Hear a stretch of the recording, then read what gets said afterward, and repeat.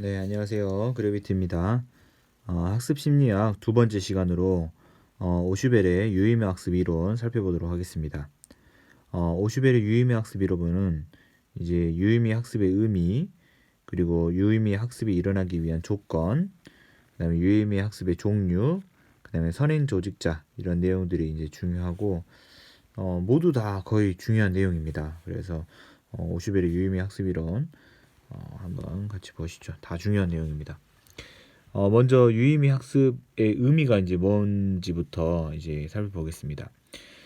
이제 우리가 어떤 공부를 할 때 단순히 암기하는 그런 공부가 아니라 이렇게 원래 학습자의 기존에 있었던 그 인지 구조, 그런 인지 구조와 상호작용을 통해서 기존의 인지 구조와 새롭게 배운 내용이 서로 이렇게 상호작용이 일어나면서 구성되는 학습을 이제 유의미 학습이다 이렇게 이제 볼 수가 있습니다.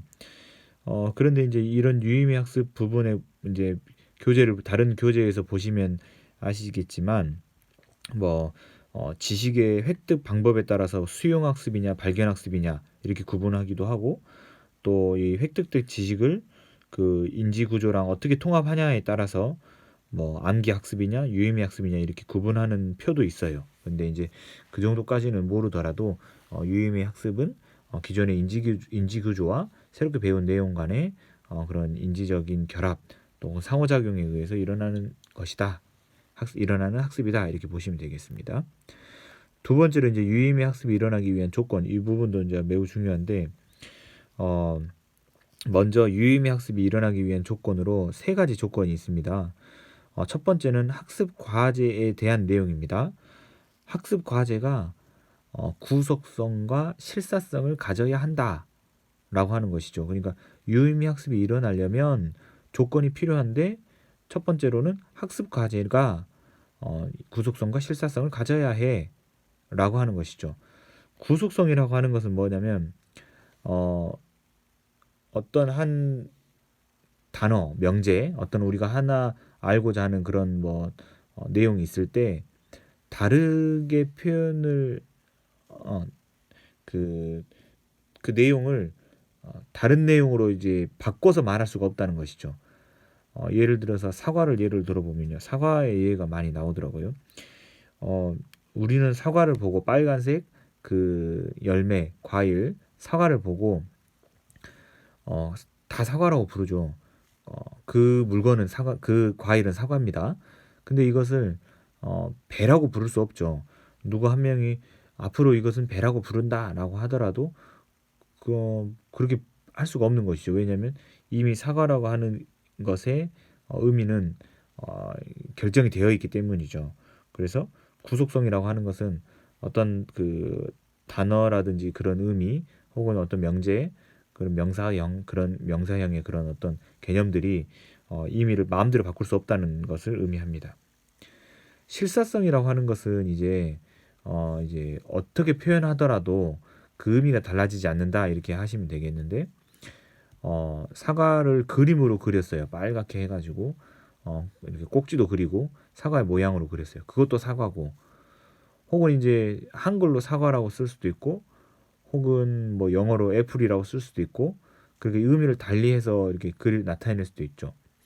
그림으로 나타낼 수도 있고, 뭐 사진으로 나타낼 수도 있고, 다른 나라 언어로도 말할 수 있는데, 어떻게 표현하더라도 그 사과라는 의미가 바뀌어지는 것은 아니죠. 그래서 그런 것은 실사성이라고 합니다. 이렇게 이제 학습 과제가 그 구속성과 실사성을 가질 때 논리적 유의미가를 갖는다라고 이제 표현합니다. 그러니까 유의미 학습이 일어나기 위한 조건은 학습 과제가 논리적 유의미가를 가져야 한다 이렇게 말할 수가 있겠습니다. 구속성과 실사성을 갖는 것을 논리적 유의미가를 갖는다라고 말합니다. 두 번째로는 이제 학습자의 인지 구조도 어떤 조건이 필요합니다. 학습자의 인지 구조가 이제 배우려고 하는 새로운 학습 과제와 이렇게 연결이 될 만한 기존의 인지 구조를 가지고 있어야 돼요. 그러니까 전혀 처음 보는 내용, 전혀 그와 관련된 개념이 학습자의 그게 머릿속에 전혀 없어버리면 유의미 학습이 일어나기 어렵다는 것이고, 뭔가 아까 유의미 학습의 의미가 기존의 그 개념과 이렇게 상호작용을 거쳐서 그 의미가 이렇게 구성된다고 말씀드렸잖아요. 그래서 인지구조 내에 관련 학습 그 인지구조가 이미 들어 있어야지 이렇게 상호작용도 일어날 수 있겠죠. 그래서 학습이나 인지구조가 이게 그와 관련된 내용으로 어, 인지구조를 가지고 있어야 한다라고 하는 것입니다. 이렇게 학습자도 그와 관련된 내용을 알고 있을 때, 인지구조를 가지고 있을 때 잠재적 유의미가를 갖는다라고 말하는 것이죠. 그 다음에 이제 세 번째는 학습 태세인데요. 학습 태세라는 말은 학습하려고 하는 마음가짐입니다. 학습 과제도 이 구속성과 실사성을 가지고 학생도 관련된 내용을 알고 있음에도 불구하고 학생이 공부를 열심히 뭔가 배우려고 열심히 하지 않는다면 학습 태세가 갖춰지지 않았다면 유의미 학습이 일어나지 않는다는 것이죠. 그래서 학생도 열심히 배워서 이것을 본인의 것으로 만들겠다 하는 그런 학습의 그런 의지라고 해야 될까요?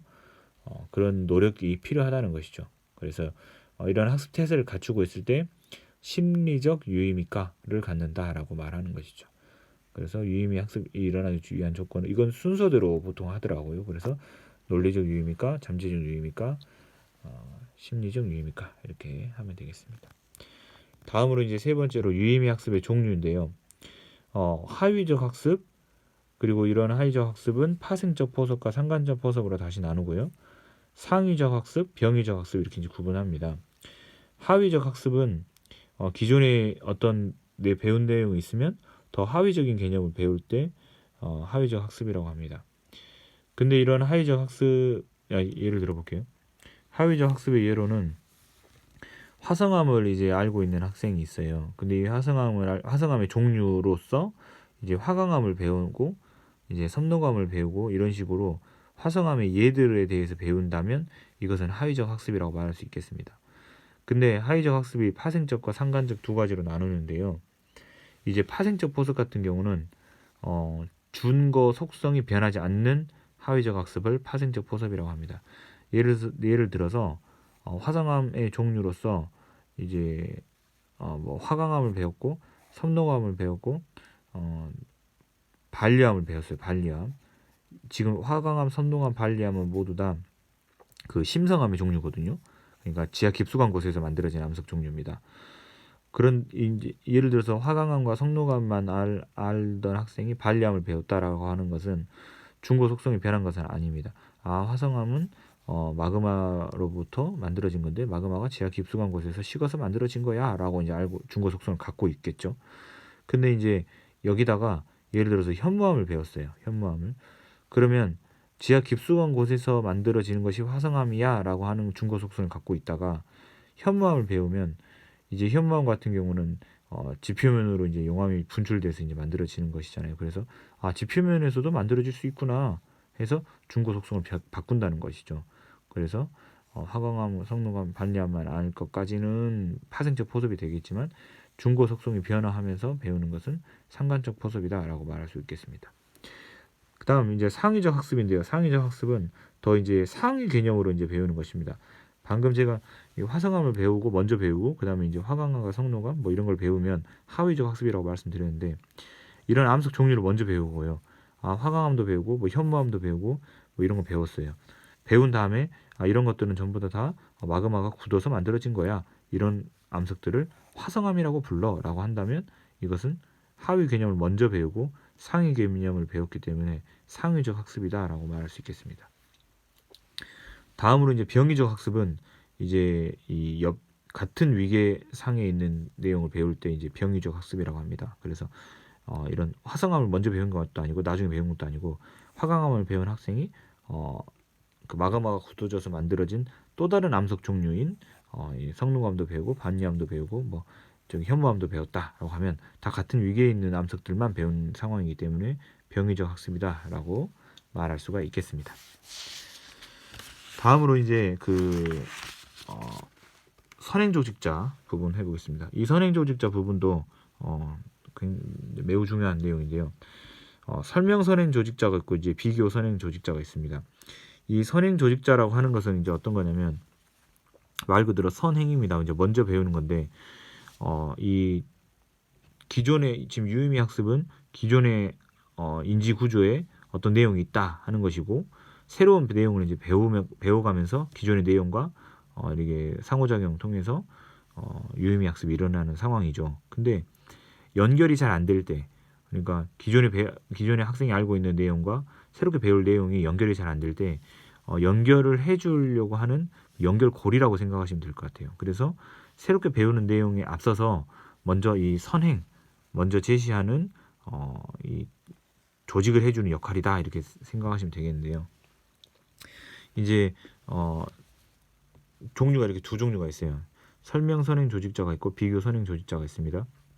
먼저 그 비교 선행 조직자부터 해볼게요. 비교 선행 조직자. 이제 또 다른 예로 암석의 종류를 암석의 종류를 또 다른 거 갖고 왔는데 비교 선행 조직자로 이제 설명을 먼저 해볼게요. 비교 선행 조직자는 우리가 배운 내용들을 이게 변별해주는 역할입니다. 변별해주는 역할. 그래서 사암과 이암, 뭐 화강암, 현무암 이런 걸 배운 학생들이 있어요. 근데 사암하고 이암은 이제 퇴적암의 종류입니다. 그러니까 이게 퇴적물들이 굳어져 가지고 쌓여서 다져지고 굳어져서 만들어진 것들. 그리고 이제 화강암, 현무암은 마그마가 굳어서 만든 것들. 그 다음에 저희 편마암, 뭐 편암 이런 거 있죠. 편마 이런 것들. 이런 것들은 이제 저희 변성암이잖아요. 그런데 이렇게 이런 것들을 몇 가지를 알고 있는 학생이 얘네들은 어디서 왔을까? 혹은 얘네들은 어떻게 만들어졌을까를 이제 질문을 통해서 혹은 뭐 사진 자료를 통해서 구분해 보게 하는 거죠.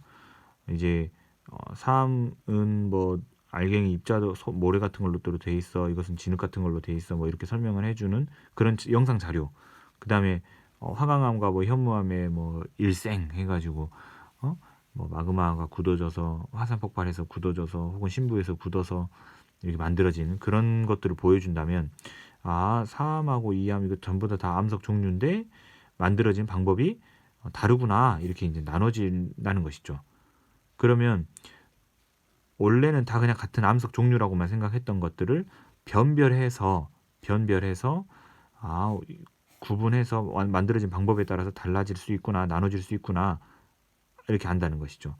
그러니까 사암하고 이암 이런 것들을 이제 새롭게 배울 때 사암을 배운 학생이 이제 사암하고 이암하고 배운 학생이 이제 화강암과 현무암하고 배운 내용을 구분해 볼 때, 그래서 이런 것들은 퇴적암이라고 불러, 이런 것들은 화성암이라고 불러, 이렇게 한다면 하위 개념을 먼저 배우고 변별해주는 역할을 하는 선행 저직자를 통해서 얘는 퇴적암이야, 얘는 화성암이야 이렇게 나눌 수가 있겠죠.